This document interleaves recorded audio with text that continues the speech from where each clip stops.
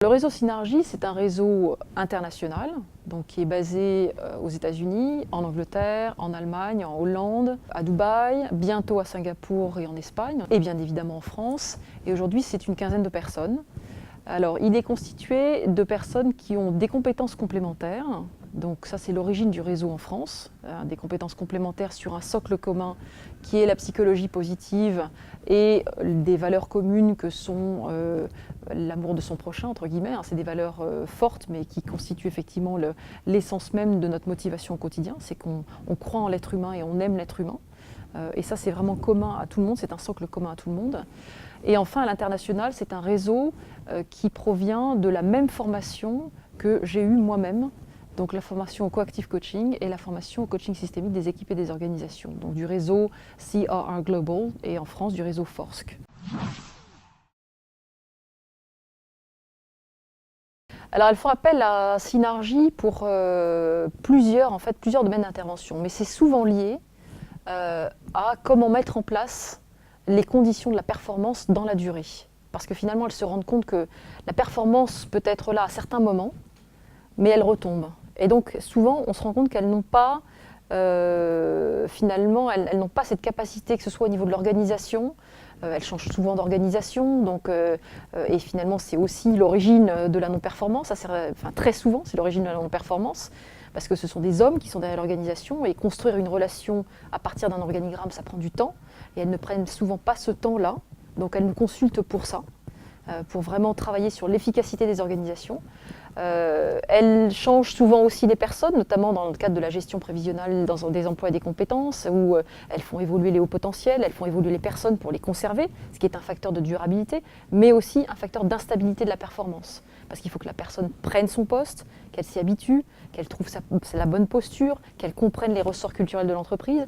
Et à partir de là, justement, elle sera performante. Et si en plus elle a la chance d'être en accord elle-même avec les valeurs de l'entreprise, et là nous on peut l'aider à comprendre ça, à ce moment-là elle va y rester. Alors c'est beaucoup d'échanges, c'est beaucoup de face à face ou de travail avec des collectifs. Donc ça peut être, il y a toujours une phase de diagnostic.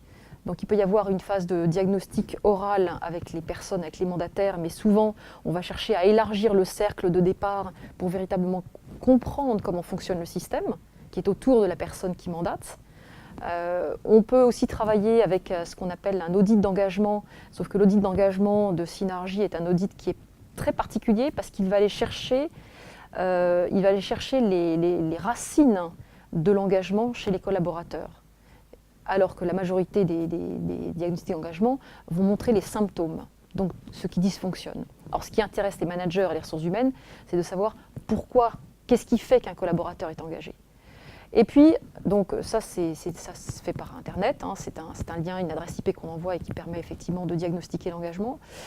Et puis on va aller chercher aussi, on va travailler aussi en face à face, donc dans le cadre d'un coaching individuel par exemple, en médiation, lorsqu'il y a des problèmes par exemple d'entente entre un manager et son collaborateur ou ses collaborateurs, ou lorsque l'organisation n'est pas bien comprise et que les territoires sont flous, on va chercher à travailler sur la notion de territoire. On travaille beaucoup avec des images, en construisant des images communes, en aidant les personnes à construire des images communes, on construit un futur commun.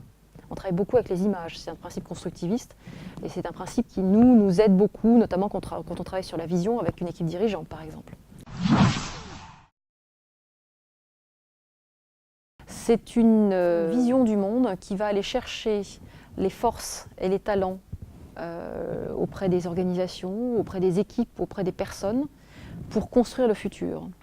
Elle va chercher à comprendre les ressorts de la réussite parce qu'on sait que si on comprend les ressorts des échecs, on va les apprendre et donc on va les reproduire. Or, chercher à comprendre ce qui fait qu'on réussit permet vraiment de reconstruire et de continuer de construire des réussites.